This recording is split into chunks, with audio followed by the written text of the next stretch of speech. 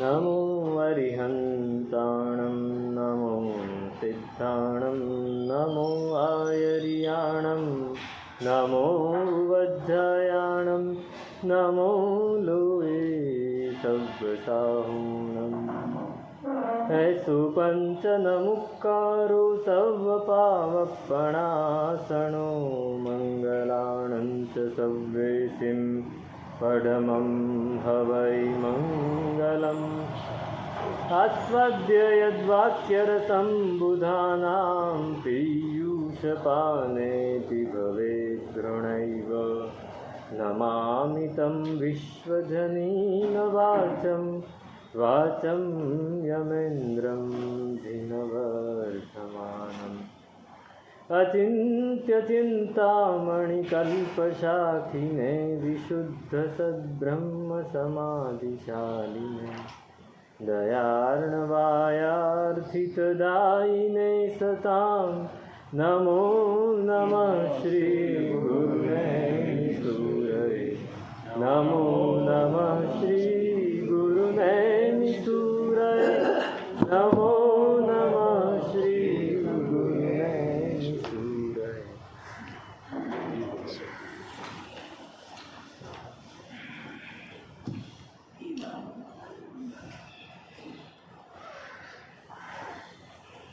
शुद्धात्मद्रव्यमेवाहं शुद्धज्ञानं गुणो मम नान्योऽहं न ममान्ये चेत्यदो मोहास्त्रमुल्बणम्। મોહ એ આપણને સંસારમાં અટવાઈ દે છે, એ જ અટવાવે છે, બીજું કોઈ મુખ્ય કારણ નથી. મોહનો ક્ષય થાય તો મોક્ષ થાય. મોહ અને ક્ષય પહેલો અક્ષર લઈ લો તો મોહ. અને હા મોહને હણનાર તે મોક્ષ. પણ આપણે એને ઓળખી જ નથી શકતા તો પછી એને હણવાની ક્યાં વાત આવે? આપણે સતત એમાં એવા અટવાઈ જઈએ છીએ કે આપણને ખબર જ નથી પડતી કે આ મોહ છે. મોહ ક્યાં કઈ જગ્યાએ કઈ રીતે આવે છે એ આપણને ખબર નથી પડતી. એનાથી બચવા માટે બહુ સરસ વાત કરી કે શુદ્ધાત્મદ્રવ્યમેવાહમ શુદ્ધ જ્ઞાનમ ગુણો મમ. હું શુદ્ધ આત્મદ્રવ્ય છું અને શુદ્ધ જ્ઞાન એ જ મારો ગુણ છે. આપણને જ્યારે પણ અહંકાર અને મમત્વ સતાવે ત્યારે આ કરવાનું કે હું શુદ્ધ આત્મદ્રવ્ય છું. પણ અહંકાર સતાવતો હોય તો, અહંકાર ગમતો હોય તો નહીં થાય. અહંકાર સતાવતો હોય તો આ તકલીફ પડે. આપણને સતાવે છે ખરું? ગમે ગમે હું કેવો પોતાનો વટ મારવો ગમે કે વટ પાડવું. તમે કપડાં પણ એવી રીતે પહેરશો, તમે ચાલશો પણ એવી રીતે. હા, એ જ અહંકાર છે. અહંકાર કઈ કોઈની સામે આપણે ઝઘડો કરીએ એ જ અહંકાર નહીં. અહંકાર તો આપણે ચાલવામાં પણ વ્યક્ત થાય. ચાલમાં વ્યક્ત થઈ જાય. તમે આની ચાલ કેવી છે એની પરથી ખ્યાલ આવે કે આનામાં કેટલો અહંકાર હશે. ખભા ઊંચા રાખે, આમ ગજગામીની ચાલે. હા, વાણી વર્તનમાં ખ્યાલ આવી જાય. તમે આપણી પોતાની ઉપર નજર રાખવી પડે, બીજા ઉપર નહીં. બીજાનો તો તરત જ ખ્યાલ આવે, પોતાનો ખ્યાલ નથી આવતો. પોતાનો ખ્યાલ નથી, પોતાની ઉપર. આ બધી જ વાત આખરે આપણી જાત ઉપર લઈ જવાની છે. આપણે જે પણ સાંભળીએ છીએ, જે પણ શીખીએ છીએ, ક્યાં લઈ જવાની છે? આપણી જાત ઉપર. જો આપણી જાત ઉપર લઈ જઈશું તો આ કામનું છે, નહીંતર તો બીજાની જજમેન્ટ આપ્યા કરશું તો નકામું છે. તો શુદ્ધાત્મદ્રવ્યમેવાહમ મનોબુદ્ધ્યહંકાર ચિત્તાનિ નાહમ ન ચ શ્રોત્ર જિહ્વે ન ચ ઘ્રાણ નેત્રે ન ચ વ્યોમ ભૂમિર્ન તેજો ન વાયુશ્ચિદાનંદ રૂપ શિવોહમ શિવોહમ. હું ચિદાનંદ રૂપ શિવ છું. શિવ એટલે જે શાંત છે એ શિવ, જે બીજાને પણ શાંત કરે છે એ શિવ. પણ કેવો છે? ચિદાનંદ રૂપ. ચિદ એટલે જ્ઞાન, જ્ઞાનના આનંદથી જે ભરેલો છે. જ્ઞાનાનંદેહો પૂર્ણ પાવનો વર્જિત સકળ ઉપાધિ સુજ્ઞાની અતિન્દ્રિય ગુણ ગણમણી આગરુ ઇમ પરમાત્મ સાધ સુજ્ઞાની સુમતિ ચરણ કજ આત્મ. જ્ઞાનના આનંદથી જ ભરેલું છે. બીજો કોઈ આનંદ ગમે જ નહીં. બીજો કોઈ આનંદ હોતો જ નથી હકીકતમાં. જે હોય છે એ ક્ષણિક સુખ લાગે છે, ક્ષણિક ખુશી હોય છે, આનંદ નથી હોતો. આનંદ જે હંમેશા ટકે એ આનંદ. સૂત્ર ભણવાનું કેમ નહીં ગમતું લોકોને? સૂત્ર ભણવાનું કેમ નહીં ગમતું? તમારો પ્રોબ્લેમ છે. એ તમારો પ્રોબ્લેમ છે. નહીં ગમતું એટલે ગઈકાલે જ હું એક ગ્રંથ ભણાવી રહ્યો છું, એમાં એક ગાથા આવી કે જો આપણા કર્મો ઓછા થયા હોય તો જ આપણને યોગ માર્ગમાં જિજ્ઞાસા પણ જાગે. આ ધર્મ માર્ગમાં જિજ્ઞાસા ક્યારે જાગે? જો કર્મો ઓછા થયા હોય તો. નહીંતર જો ઓછા નથી થયા તો જિજ્ઞાસા પણ નથી જાગતી. પછી સાંભળવાની કે યાદ કરવાની ઈચ્છા તો બહુ દૂરની વાત છે. હા, આપણને છોડવાની ઈચ્છા થાય છે. આ કેટલું કરવું, કેટલું બધું કરવું એમ. અહીં કહે છે કે હું તો ચિદાનંદ રૂપ શિવ છું. મનોબુદ્ધિ અહંકાર, હું મન નથી, હું બુદ્ધિ નથી, હું અહંકાર નથી, હું ચિત્ત પણ નથી, હું ઇન્દ્રિયો પણ નથી, હું આ પંચભૂતમય શરીર પણ નથી. તો હું છું શું? તો કે ચિદાનંદ રૂપ શિવોહમ શિવોહમ. હું શુદ્ધ આત્મદ્રવ્ય છું, નિર્મળ, સકલ પૂતગલોના સંગથી રહિત એવું શુદ્ધ આત્મદ્રવ્ય છું. જ્ઞાન, દર્શન, ચારિત્ર, અવ્યાભાત, સુખ, વીર્ય, આનંદ, આ બધાય જે આત્માના ગુણો છે એ ગુણમય છું. આ ગુણ આપણાથી અલગ નથી. ગુણ આપણે જ છીએ, આપણે જ ગુણમય છીએ. જ્ઞાન એ આપણાથી અલગ છે? આત્મા જ જ્ઞાનમય છે, આત્મા જ દર્શન. આપણે આત્માને પૂતગલ માની લીધો છે અને જ્ઞાનને આત્માના ગુણો માની લીધા છે. એ નકામું છે. ઘડો લાલ છે તો લાલને ઘડાથી જુદો પાડી શકાય છે? લાલ ઘડાનો રંગ લાલ છે તો પછી લાલ રંગને ઘડાથી જુદો નહીં પાડી શકાય. લાલ રંગ એ જ ઘડો છે. શીતળતા ગુણ છે ઘડામાં. ઘડામાં પાણી નાખો તો ઠરી જાય. તો એ શીતળતા ગુણને ઘડાથી જુદો પાડી શકાશે? ભાઈ આ ગુણ આનાથી નહીં, એની અંદર જ સમાવિષ્ટ છે. એમ આપણી અંદર જ્ઞાન, દર્શન એ જ ગુણો છે. હવે તમે એ ઘડા ઉપરથી ચિત્રામણ કરો તો એ અલગ થયું. હવે ચિત્રામણને કાઢવું હોય તો કાઢી શકાય. તમે એની ઉપર કલર રિમૂવર લગાડો તો જતું રહે, ચિત્રામણ જતું રહે. ઘડો એમને એમ જ રહેશે. ઘડાનો જે મૂળભૂત લાલ રંગ છે એ નહીં જાય. કાળો હોય તો કાળો અને લાલ હોય તો લાલ. તો આ આપણા ગુણો છે. અનંત ગુણોથી આપણે ભરેલા છીએ. આપણે આ કર્મોથી બંધાતા નિશ્ચય નથી તો આપણે કર્મથી બંધાયા જ નથી. કર્મ આપણને નથી બંધાયા. નિશ્ચય નથી તો આત્મા મુક્ત જ છે. નિશ્ચય નથી તો આત્મા કર્મથી સાવ અલિપ્ત જ છે. હા, ઉપર આવરણ ખાલી આવી ગયું છે, પણ એ પણ વ્યવહારથી. નિશ્ચય નથી, પણ એ નિશ્ચયની અવસ્થામાં જઈએ તો જ સમજાય. વ્યવહારની અવસ્થામાં ખાલી આપણે સાંભળવાનું છે. ભગવાન પ્રશસ્ત મોહના લક્ષણ શું? પ્રશસ્ત મોહ હોતો જ નથી હકીકતમાં. પ્રશસ્ત મોહ કેવી રીતે હોઈ શકે? પ્રશસ્ત કશાય એ આપણે એનું નામ પાડી દીધું છે. હકીકતમાં તો કશાય એ મોહ ના કહેવાય. એ તો રાગ, એ તો મોહનો જ સ્વરૂપ છે. એ તો આત્મા તરફ આપણી પ્રગતિ છે, આત્મા તરફ આપણું જવાનું છે. એને મોહ આપણે નામ આપી દીધું છે. નામ આપી દીધું છે આપણે. હા, રાગ ખરો. દેવગુરુ ધર્મ પ્રત્યે રાગ, શાસન પ્રત્યે રાગ, પણ એ હકીકતમાં એ આપણે એને પ્રશસ્ત રાગ એવું નામ આપી દીધું. હકીકતમાં એ જ આપણો ધર્મ છે. એ જ આપણો ધર્મ છે. આપણે એ શરૂઆત છે. દેવગુરુ ધર્મ પ્રત્યેનો જે રાગ છે એ આપણા જીવનના ધર્મ જીવનની શરૂઆત છે. પ્રવચન પ્રત્યેનો રાગ, શાસન પ્રત્યેનો રાગ, પરમાત્મા પ્રત્યેનો રાગ, આ આપણા જીવનની શરૂઆત છે. અને પછી ધીમે ધીમે એ રાગ એ રૂપાંતર પામીને પોતાના આત્મા તરફ છે. પરમાત્માનો રાગ શું છે? મને પરમાત્મા પ્રત્યે રાગ છે એટલે મૂર્તિ પ્રત્યે રાગ છે. પરમાત્માના ગુણો પ્રત્યે. એ ગુણ તો મારામાં પણ છે. એ ગુણ તો મારામાં પણ છે. મારી અંદર પણ એ જ ગુણો છે જે એનામાં છે. તો પછી હું એના ઉપર રાગ કરું કે મારી ઉપર રાગ કરું, સરખું જ છે. કોઈ ફેર. હા, દબાઈ ગયેલા છે, પણ હું મારી ઉપર રાગ કરીશ તો મારા ગુણો આવશે બહાર. હા, મારા શરીર ઉપર નહીં, મારા મારા આત્મા ઉપર, હું મારા ઉપર, તમે શરીરને નહીં પકડો.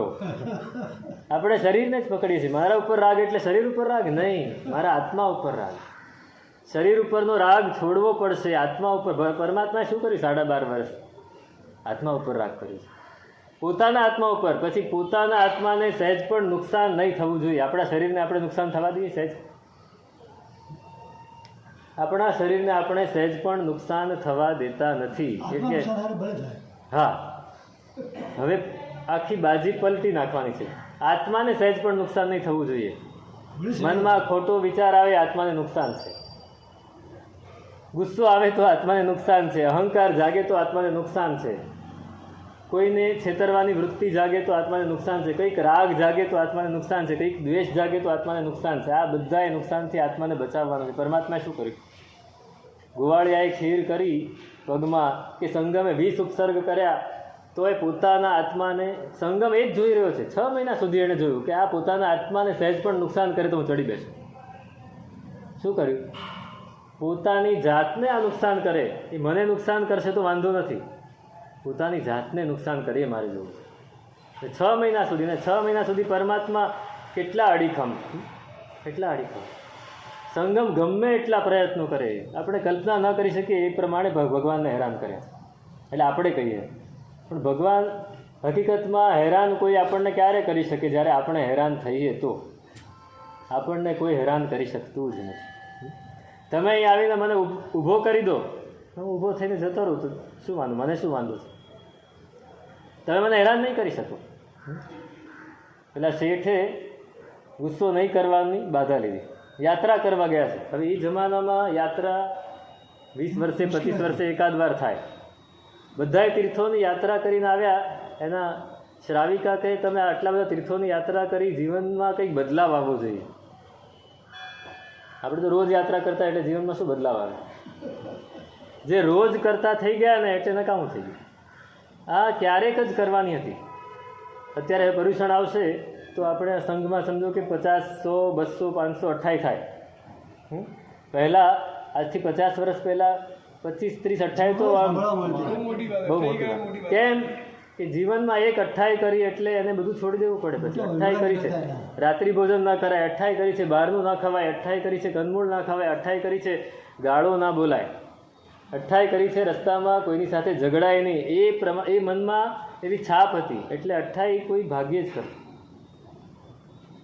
કોઈ આવું કરે તો ક્યારે તે 28 કરે છે, તું આ કરે છે. હવે આજે હાલતા ચાલતા 28 કરે. કેમ? કાંઈ બીજે જ દિવસે પારણામાં હોટલમાં જઈને ખાય, બીજે જ દિવસે કોઈની સાથે ઝઘડો કરે. ગયું તો એ શેઠ યાત્રા કરીને આવ્યા. શ્રાવિકા કે કંઈક નિયમ લો, આ યાત્રાની યાદગીરી રહેવી જોઈએ જીવનમાં, કે આપણું જીવન કંઈક બદલાવવું જોઈએ. યાત્રાથી જીવન બદલાય તો યાત્રા સાચી, નહીંતર ખેપ મારી ખેપ. યાત્રા કરીને આવ્યા. શેઠ કે મને ગુસ્સો બહુ આવે છે, હું ગુસ્સો નહીં કરવાનો નિયમ લઉં. લઈ લીધો નિયમ, જાહેરમાં લીધો. પાછો અંદર અંદર નહીં, આ ઘરમાં લઈ લીધો એમ. પછી ક્યારેક થઈ જાહેરમાં. બધાએ યાત્રા કરીને આવ્યા એટલે લોકોએ સામયું કર્યું કે શેઠ યાત્રા કરીને આવ્યા. યાત્રા કરીને આવ્યા, સામયું કર્યું એટલે શેઠે બધાની વચ્ચે ઊભા થઈને કીધું કે આજે હું યાત્રા કરીને આવ્યા, એની યાદગીરી રૂપે ક્રોધ નહીં કરવો કોઈ દિવસ, એનો નિયમ લો. બધાએ રાજી થઈ ગયા કે શેઠ આવો નિયમ લે છે. આપણે શું વિચારીએ? આ તો લોકોની સામે દેખાડવા કરે છે. આ દેખાડો કરે છે, પણ લોકો રાજી થયા. પણ શેઠનો ભત્રીજો, એને દીકરો નહોતો, પતિ પત્ની 2 જ હતા. ભત્રીજો બધું સંભાળતો હતો. એને થયું કે આ કાકા ખાલી બોલે છે કે નિયમ લે છે, નિયમ પાળે છે, જોવું છે મારે. પહોંચી ગયા, ઘરે રહ્યા. 2-3 દિવસ થયા અને ભત્રીજાએ જાહેર કર્યું કે મારા કાકા યાત્રા કરીને આવ્યા છે, હું જમણવાર રાખું છું. 3 દિવસનો ઉત્સવ દેરાસરમાં અને જમણવાર આખે ગામ ધુમાડા બંધ જમાડવું છે મારે. લોકો રાજી થઈ ગયા. બહુ સરસ અનુમોદના કરે છે. બધે આમંત્રણ આપીને આવ્યો છે, શેઠને જ આમંત્રણ નથી. શેઠને આમંત્રણ નથી આપ્યું. હવે 3 દિવસનો ઉત્સવ, એમાં તો દેરાસરમાં તો બધા જઈ શકે, કંઈ વાંધો નહીં, પણ જવા માટે તો આમંત્રણ જોઈએ ને. એના વગર કોઈ જાય? કોઈએ પોતાના ઘરે લગ્ન પ્રસંગે જમણવાર રાખીને તમને ન બોલાવે તો તમે કંઈ ઊભા થઈને ના રહો. બોલાવ્યા હોય તો જ જાઓ.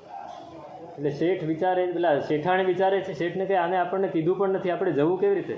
તો કે આપણો આ ઘરનો પ્રસંગ છે, આપણે તો જવું જ જોઈએ ને, આપણને થોડી આમંત્રણ આપવાનું હોય. પોઝિટિવ લે છે. શું લે છે? પોઝિટિવ. ગયા ભત્રીજો બરાબર જોઈએ છે કે આ શેઠ ટાઈમસર આવે છે, મોડા આવે છે, આ નથી આવતા. આવી ગયા ટાઈમસર અને એકદમ હસતા હસતા ખુશખુશાલ બધાની સાથે વાતો કરતા હોય છે. શેઠ કે પહેલી પરીક્ષામાં, પેલો ભત્રીજો કે પહેલી પરીક્ષામાં પાસ, પહેલી પરીક્ષામાં પાસ. હવે બધાને જમવા બેસાડ્યા. શેઠને કહેતા નથી તમે પણ બેસો. શેઠ કે આપણને થોડી કહેવાનું હોય, શેઠાણી કે તમે સામી પંગતમાં, બહેનોની પંગતમાં બેસો, હું ભાઈઓની પંગતમાં બેસું છું. બેસી ગયા બંને. ભત્રીજો પોતે પીરસવા નીકળ્યો છે અને બધાને સૂચના આપી દીધી છે કે શેઠની થાળીમાં કાંઈ નહીં મૂકવાનું, બીજા બધાને પીરસતા જવાનું, કાકાની થાળીમાં કાંઈ મૂકવાનું નહીં. કાકા વિચાર્યા જ કરે છે આ મારી થાળીમાં કેમ કાંઈ નથી મૂકતું. વળી પોઝિટિવ લે છે.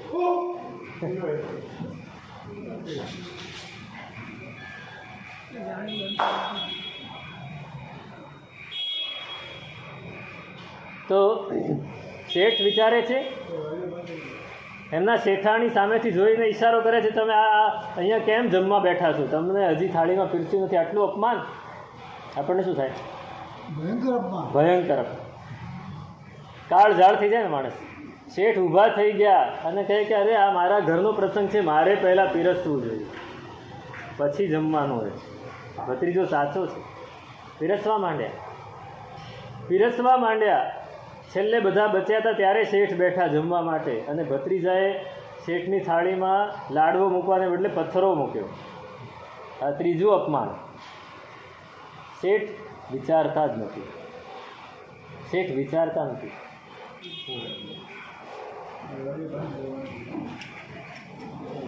શેઠ વિચારતા નથી. એકદમ બીજા બધા રસોઈ પીરસે છે પણ આને પથ્થરો મૂક્યો તો પથ્થરો બાજુમાં મૂકીને પોતે જમે છે. એક પણ મોઢાની રેખા બદલાતી નથી. ભત્રીજો આવીને પગે પડી ગયો કે કાકા ક્ષમા કરો, કાકા માફ કરો. તો કેમ? તો કે મેં તો આપની પરીક્ષા લેવા માટે આ કર્યું હતું કે તમે ક્રોધની જે બાધા લીધી છે એ સાચી છે કે ખોટી છે.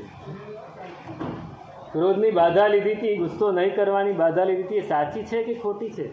મેં પરીક્ષા કરવા. આપણી કોઈ પરીક્ષા કરે તો તરત જ પરચો મળી જાય કે આને બાધા લીધી હતી એકદમ ખોટી છે. તરત જ પરચો મળી જાય. મોહ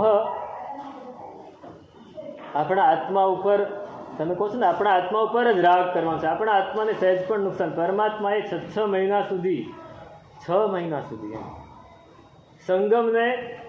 સંગમની સામે જોયું તક નથી. સંગમ કે મારી સામે જોયો તો ખરા, કમસે કમ એટલું તો વિચારે કે આ સંગમ ક્યારે જશે, એટલું પણ નથી વિચારતા પરમાત્મા.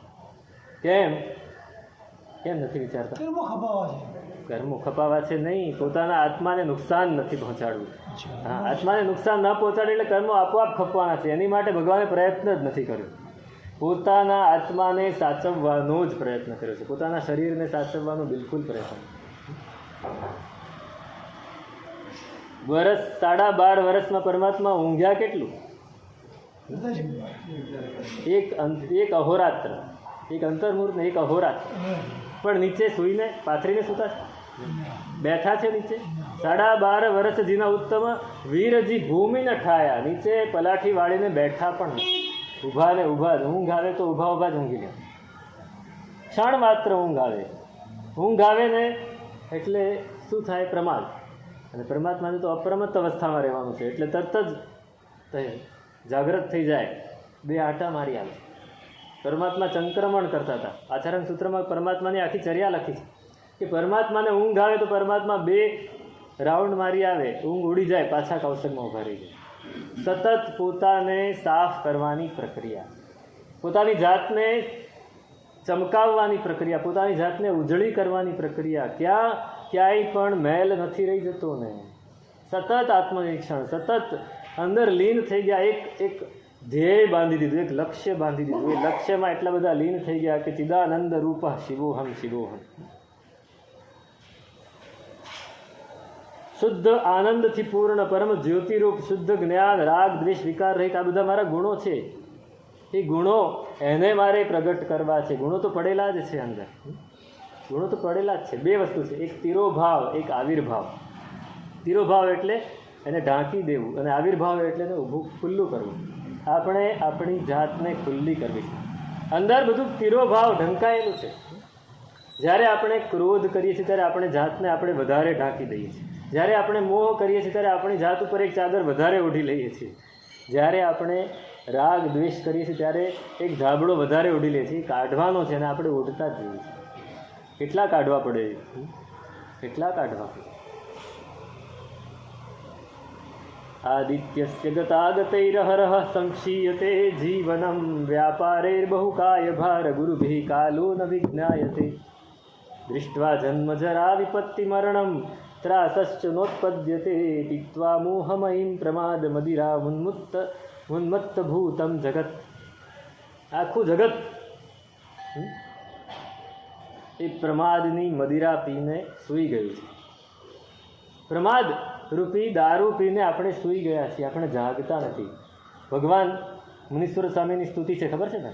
જગન મહામોહ નિદ્રા પ્રત્યુષ સમયોપમમ મુનિસુવ્રતનાથસ્ય દેશના વચનમ. પરમાત્માના વચન કેવા? તો કે મહામોહની નિદ્રામાં સૂતેલા લોકોને ઉઠાડવા માટે સવાર જેવા. સવાર પડે તો કોઈ પણ માણસ ઉઠે જ. અત્યારે બદલાઈ ગયું છે, આ તો હેમચંદ્રાચાર્યની વખતની વાત છે. અત્યારે તો લોકો 10 વાગે 12 વાગે ઉઠે ને રાત પડે એટલે એમનો દિવસ ઉગે. પણ મહામોહની નિદ્રામાં તો બધા જ સૂતેલા છે. એને જગાડવા માટે જાગો લોકો મત સુવો મત કરો નિંદર સે પ્યાર જૈસા સુપના રહેન કા એસો હૈ સંસાર. જાગો લોકો. જાગવાનું એટલે કંઈ ઊભા થઈને ચાલવા માંડવાનું છે નહીં. જાગવાનું છે એટલે સભાન થવાનું છે. જાગવાનું છે એટલે હોશમાં આવવાનું છે. જાગવાનું છે એટલે જાગૃત સાવધાન ઉપયોગમાં આવવાનું. આપણે સતત મોહમાં ફર્યા કરી શકીએ છીએ કે આદિત્યસ્ય ગતાગતૈ. સૂર્ય સવારે પૂર્વ દિશામાંથી ઉગે છે અને પશ્ચિમ દિશામાં આથમે છે. એનો મતલબ શું થયો? આપણો એક દિવસ ઓછો થયો. આપણો એક દિવસ ઓછો થયો. આપણી પાસે જે સમય હતો કંઈક સાધી લેવાનો એ સમય પૂરો થયો. હવે આપણી પાસે ઓછો સમય રહ્યો. રોજ એક સમય ઓછો થયો. એક મરણ છે, એનું નામ છે આવીચી મરણ. આ વીચી વ અને ચ. આ વીચી મરણ. એ આવીચી મરણ એટલે શું? આપણે જન્મ્યા ત્યારથી આપણું મરણ શરૂ થઈ ગયું. આપણે જે ઘડીએ જન્મ્યા, હા, પ્રત્યેક સમય ઓછો થયો એટલે એક એક દિવસ એક એક સમય આપણે મરતા ગયા. હવે આપણી પાસે ઓછો કાળ છે. હવે આપણી પાસે સમય ઓછો છે. ક્યાં સુધી આપણે વિચારશું કે હવે ઉંમર થશે ત્યારે કરશું, અનુકૂળતા મળશે ત્યારે કરશું? કઈ અનુકૂળતા જોઈએ છે? આદિત્યસ્ય ગતાગતૈ રહરહ સંક્ષીયતે જીવન. આપણું જીવન ક્ષય પામી રહ્યું છે અને છતાંય આપણે એટલા બધા કાર્યોમાં અટવાઈએ છીએ કે કાલ આપણને જણાતો નથી કે ગયો. ગયમપી કાલમ ન જાણઈ. પેલા દેવો છે ને, એ અહીંયાથી કોઈ બહુ આરાધના કરીને દેવ થયો હોય ને, એ જ્યારે જાય ત્યારે એના સગાવાલાઓ એને જો અંદરથી વિશ્વાસ હોય તો એને કહે કે ભાઈ તું દેવ થાય તો કોઈ પણ રીતે અહીંયા આવીને અમને હા તારવા આવજે, પ્રતિબોધ પમાડજે કે કંઈક સહાય કરવા આવજે. મૂળ તો સહાય કરવાની વાત છે. હા, હવે એ દેવ આવે ખરો? કેમ? ના, સુખની વાત નથી. એની પાસે કાળ જેવી કોઈ વિભાવના જ નથી. સુખ તો છે જ, પણ એની પાસે કાળ જેવી કોઈ વિભાવના નથી. આપણે અહીંયા અઢી દ્વીપમાં અને 2 સમુદ્રમાં જ કાળ છે. હવે બહાર ઉપર નીચે તો ક્યાંય કાળ જ નથી. અહીંયા સૂર્ય ઉગે ને સૂર્ય હાથમે. આપણે ત્યાં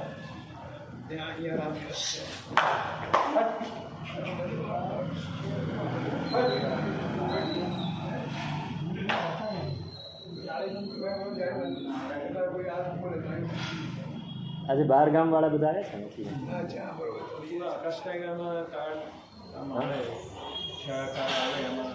ના, કાળ ખાલી એટલે કાળને દ્રવ્ય નથી કહ્યું. 5 જ દ્રવ્ય. કાળને અસ્થિકાય તરીકે નથી કહેતા. એ અહીંયા જ છે. ત્યાં તો નિશ્ચય કાળ જ છે, સમયરૂપી નિશ્ચય કાળ. ત્યાં વ્યવહાર કાળ નથી. વ્યવહાર કાળ ફક્ત અઢી દ્વીપમાં જ છે. એટલે આપણે ત્યાં સૂર્ય ઉગે અને સૂર્ય હાથમે, એના ઉપરથી આપણે કાળ નક્કી કરી છે. તો ત્યાં સૂર્ય જ નથી. એવું છે. સૂર્ય ઉગે ને આથમે સૂર્યની ગતિ ફક્ત 2.5 વીકમાં જ છે. હશે. એની બહાર તો સૂર્ય બધા સ્થિર છે અને દેવલોકમાં કે નરકમાં ક્યાંય સૂર્ય છે જ નહીં. એ લોકો પોતાનું આયુષ્ય કેવી રીતે ગણે? એમને ગણવાનું, એમને શ્વાસોશ્વાસ ઉપરથી ગણવાનું છે. 33 પખવાડિયે એકવાર આહાર લે કે એકવાર શ્વાસ લે એ પ્રમાણે એને ગણવાનું શ્વાસોશ્વાસ. હા, આપણે સૂર્યના લીધે આપણે ઘડિયાળ, પહેલાં તો સૂર્યની જોઈને, સૂર્યની ગતિ જોઈને જ આપણે સમય નક્કી કરતા હતા. હવે ઘડિયાળ જોઈને નક્કી કરીએ. એટલે એમને તો દિવસ જ નથી, એમને રાત નથી, એમને સમય નથી. ત્યાં ગયા એટલે તરત જ યાદ આવે. પહેલી વાત છે, ત્યાં પહોંચ્યા એટલે તરત જ યાદ આવે. અવધિજ્ઞાનનો ઉપયોગ મૂકે, હું ક્યાંથી આવ્યો, તો હું આ જગ્યાએથી આવ્યો. મને કોઈએ કાંઈ કહ્યું છે એ પણ યાદ આવે. એટલે તરત જ નક્કી કરે કે બસ હમણાં જ જાઉં. પણ ત્યાં બધા દેવો દેવીઓ આવીને એમને વિનંતી કરે કે ચાલો તમારે તમારા અહીંના મુખ્ય જે કાર્યો છે એ કરવા પડશે પહેલાં, પછી બીજે ક્યાંય જવાય. હવે એ કાર્યો કરવાનું, સ્નાન કરવાનું હોય, પુસ્તકો વાંચવાના હોય, કંઈક બધું શીખવાનું હોય. અને શીખતા શીખતા ક્યારેક વચ્ચે પાછું નાટક આવી ગયું. નાટક જોવા બેસી ગયા, 1000 વર્ષ નીકળી જાય આપણા.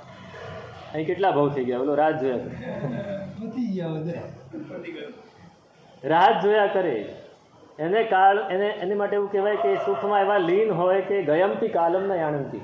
એ ગયેલા કાળને એ લોકો જાણતા નથી, એને ખબર જ નથી કે કાળ ગયો. આપણે પણ એ જ કરીએ, આપણે પણ એ જ કરીએ છીએ. આપણે સતત સંસારના વ્યવહારોમાં એટલા બધા ડૂબેલા છીએ કે કેટલા દિવસો વીતી ગયા, કેટલા વર્ષો વીતી ગયા ખબર નથી. કેટલા વર્ષો વીતી ગયા, કેટલા વર્ષો વીતી ગયા ખબર છે? આપણે વરસગાંઠ આવે ત્યારે યાદ આવે કે આટલા વર્ષ થયા મને. પણ એ વરસગાંઠથી વરસગાંઠ સુધીમાં, અથવા તો રિટર્ન ભરવાનું હોય ત્યારે ખબર પડે કે ટાઈમ પૂરો થયો, અથવા બેસતું વરસ આવે ત્યારે ખબર પડે, પર્યુષણ સંવત્સરી આવે ત્યારે ખબર પડે. એવા દિવસો એટલા માટે રાખ્યા છે કે ભાઈ તમને ખબર તો પડે કે દિવસ જાય છે, નહીંતર ખબર એ ના પડે.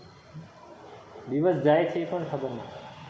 તો અહીં કહે છે કે વ્યાપારે બહુ કાર્ય ભાર ગુરુભી. કેટલાય વ્યાપારો આપણે કરતા હોય, એમાં દિવસો ક્યાં પૂરા થઈ જાય છે ખબર નથી. જામનગરમાં એક ભાઈ શેર બજારના કિંગ કહેવાય, ગુલાબચંદ એનું નામ. અને વર્ષો સુધી શેર બજારને સટ્ટો ને એમાં જ કરોડો રૂપિયા કમાય ને કરોડો ગુમાવે. પણ જિંદગી એમાં ને એમાં જ પૂરી કરે. દેરાસરનું પગથિયું ચડવાનું નહીં, ઉપાશ્રય તો સામુય નહીં જોવાનું. બહુ આગ્રહ કરે તો બહારથી દર્શન કરીને જાય.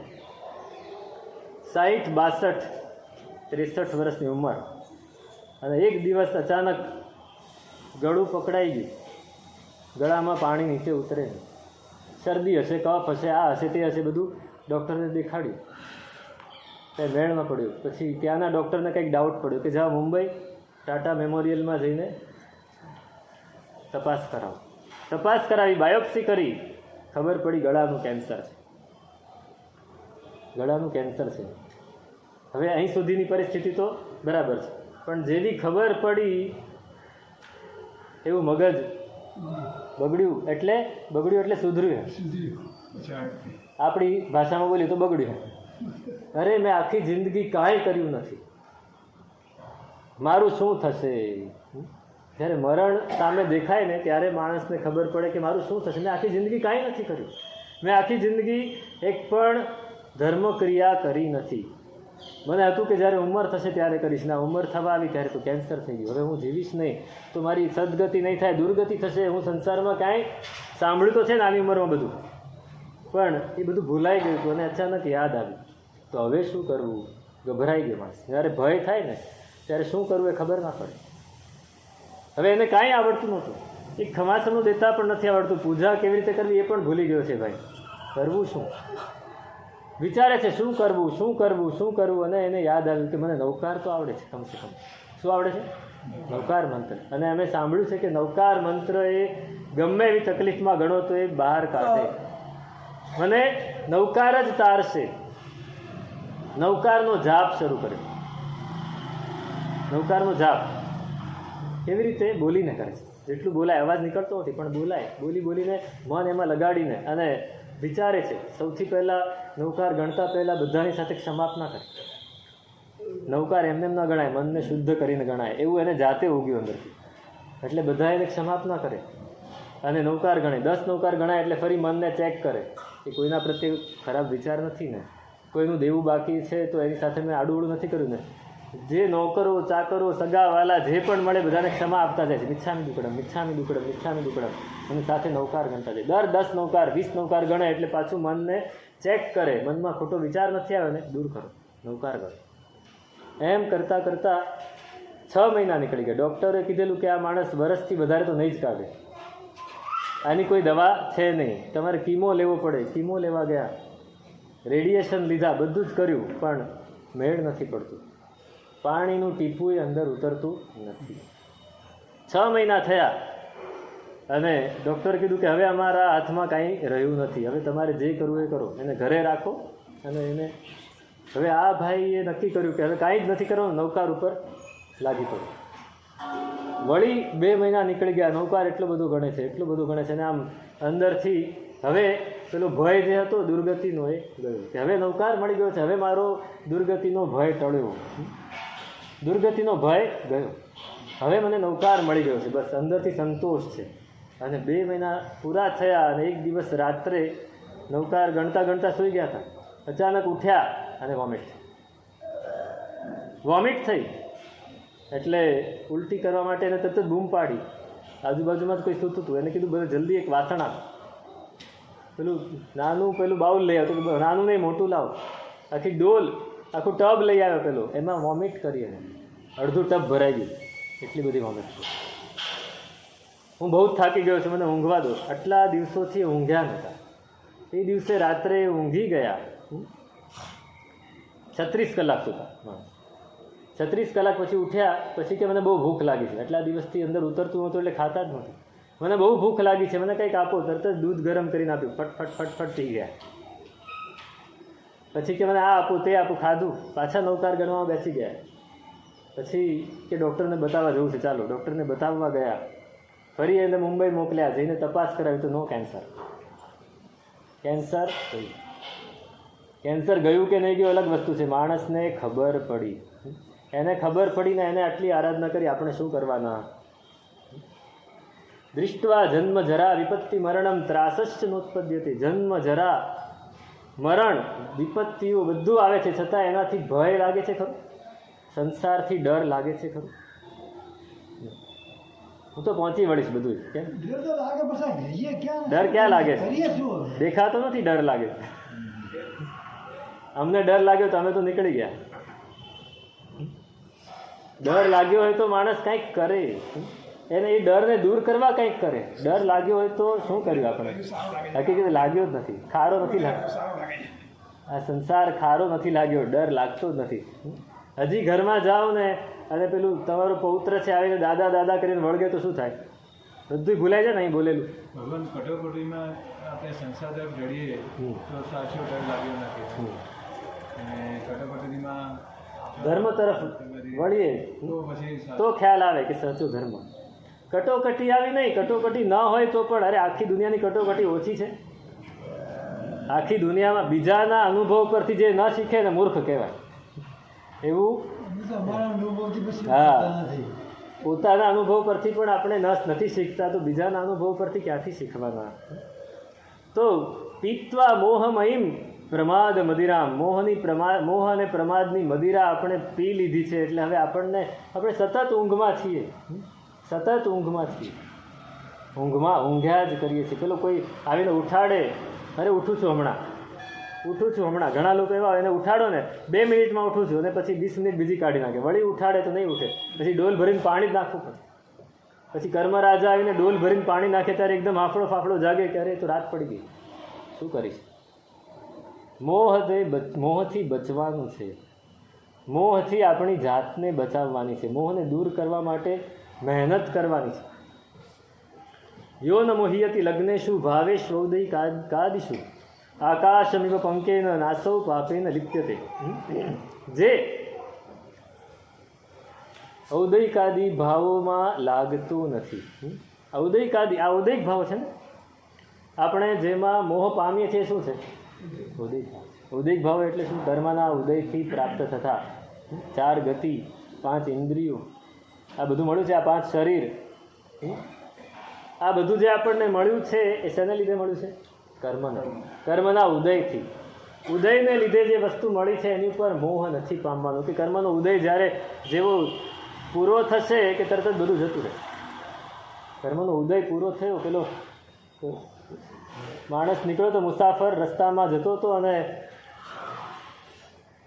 પાસે કંઈ ખાવા પીવાનું હતું ને, અને જંગલમાંથી બહાર નીકળવાનું હતું. નીકળતા એક તળાવ જોયું. વિચાર્યું કંઈ ખાવાનું તો છે નહીં, આ પાણી છે, થોડું હાથ પગ મોઢું ધોઈ લઉં, પાણી પી લઉં અને પછી થોડો આરામ કરીને આગળ જવું. બધું કર્યું. એક ઝાડ સરસ હતું, ઝાડ નીચે સૂઈ ગયો. અને ભૂખ બહુ લાગી છે, ભૂખ બહુ જ લાગી છે. એટલે વિચારે છે કે આ ટાઈમે કોઈક બરાબર સરસ જમાડે તો મજા આવી જાય. હવે એ કલ્પવૃક્ષ હતું. તરત જ એક અપ્સરા હાથમાં મોટો થાળ લઈને હાજર થઈ. એટલે આ જમી લે.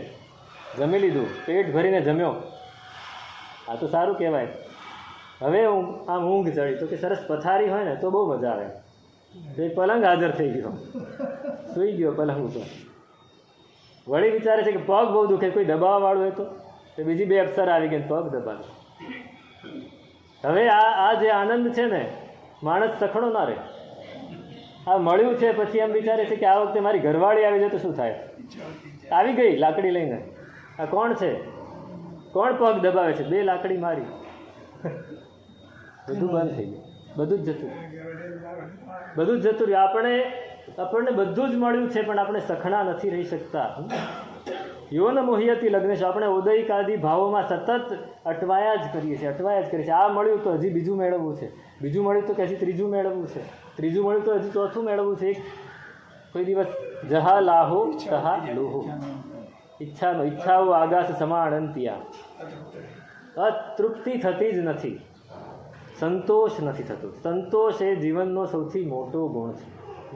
સંતોષો નિયમે. આખા જીવ શાસનમાં નિયમમાં સૌથી મોટામાં મોટો નિયમ કયો? સંતોષ. ધર્મમાં નહીં, આપણને એમાં સંતોષ છે. હા, બહુ કરી લીધું, હવે નથી કરવું, બસ. શું થાય? પર્યુષણ સુધી વ્યાખ્યાનમાં ગયા પછી બહુ થઈ ગયું, બસ હવે પૂરું થઈ ગયું. કેટલું કરવાનું?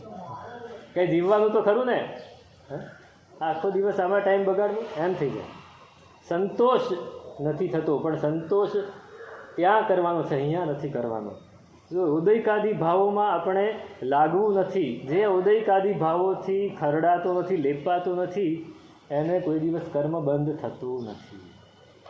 કર્મબંધ ક્યાં સુધી થાય ખબર છે? કર્મબંધ ક્યાં સુધી થાય? જ્યાં સુધી આપણે પ્રમાદમાં છીએ ત્યાં સુધી. જ્યાં સુધી આપણે ઉદયિક ભાવમાં જવું એ જ પ્રમાદ. ઉદયિક ભાવને આપણા પોતાના સમજી લેવા એ જ પ્રમાદ. જે દિવસે આપણે ઉદયિક ભાવને આપણા પોતાના નથી માનતા અને આપણે આપણા ક્ષાયિક ભાવમાં આપણે જતા રહીએ છીએ. ક્ષાયિક ભાવમાં જવાની બહુ બહાર છે, પણ ક્ષાયિક ભાવની ભાવનામાં જ્યારે આપણે જતા રહીએ છીએ ત્યારે કર્મબંધ અટકી જાય છે. એટલે કહે છે કે આકાશ નિવ પંકેન નાસૌ પાપે ન લિપ્યતે. એ નિર્લેપ થઈ જાય છે. આકાશને તમે કાદવ લઈને જોરથી ઉછાળો કે ચંદનનો વાટકો લઈને ઉછાળો, આકાશને કંઈ લેવા દેવા ખરી? આકાશને કંઈ જ લેવા દેવા. આકાશને તમે આમ વિચારો હું પીછીથી સરસ રંગ કરી દઉં, આકાશ નિર્લેપ જ છે. આકાશ નિર્લેપ છે. સંતોષથી મતલબ આશ્રમ નહીં થાય, લેકિન નિર્જા જે થવાની છે તો ચાલુ જ છે. પ્રત્યેક ક્ષણે આપણે અનંતા કર્મ પૂતગલોની નિર્જરા કરીએ જ છીએ અત્યારે પણ સાથે નવા લેવાના એટલા બધા ચાલુ છે કે ઓલું દેખાતું. હા, તમે એક ડોલ અથવા એક વાસણ મૂકેલું હોય, એમાં નીચે નળ હોય ને ઉપર પણ નળ હોય, તો ઉપરથી નળમાંથી પાણી આવતું નીચેથી પણ ચાલુ હોય, તો એ ડોલ સતત ભરેલી જ રહેશે, એ ખાલી નહીં થાય. ઉપરથી પહેલાં બંધ કરવું પડશે તો ખાલી તો થયા જ કરશે. નિર્જરા તો ચાલુ જ છે. જે દિવસે આપણે અપ્રમત્ત થઈ જઈએ છીએ, જે દિવસે આપણે આપણી જાતમાં સ્થિર થઈ જઈએ છીએ, જે દિવસે આપણે ઉદયિક ભાવોથી આપણે લેપાતા નથી, એ દિવસે કર્મ પણ આપણને આવીને હેરાન નહીં કરી શકે. કર્મ બંધાશે જ નહીં. કર્મ નહીં બંધાય. કર્મ જેવા રજ્જુ છાર. હા, કઈ ઉંમરથી? અનિગોદમાં હતા ત્યારથી કર્મબંધ ચાલુ જ છે. કર્મ તો બંધાવાના જ છે. નાનો હોય તો શું, એ નાનો હોય તો એ કર્મ તો બંધાણ. એને ક્યાં વિરતી લીધી છે, એને ક્યાં સમજણ છે કે હું આ બધાથી બચું? નાના છોકરા આપણે વિચારીએ છીએ નાનો છોકરો બહુ ડાયો હોય, હકીકતમાં એ શીખના ના બધા એને સમજ ના હોય. સમજ એને બધી જ સમજ હોય. નાના છોકરા પાસે શક્તિ નથી એટલે આપણી સાથે કંઈ કરી શકતો નથી. આપણે એને કહીએ કે આ જઈ ચૂપ બેસ તો એ બેસી જશે. કેમ? એ સામે થઈ શકે એમ નથી. જો એ સામે થઈ શકે એટલી શક્તિ હોય તો આપણને ઉપાડીને ફેંકી દે. નિર્બળ ઓછા થાય એવું ખરું?